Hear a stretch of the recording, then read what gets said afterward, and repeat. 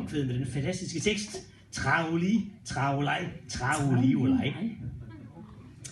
Der er ikke mange, der ved det. Det er faktisk et vesttysk dialektudtryk, som betyder, hvor er det dejligt at spille her på Gyngen, og hvor er I et dejligt publikum. Den anden dag ved Hermansens, der fik vi svinekød. Den anden dag ved Hermansens, der fik vi svinekød. Men det var af de svin, som var døde af svinepest. Traoli, traolej, traoliolej. Ja, det var af de svin, som var døde af svinepest. Traoli, traolej, traoliolej.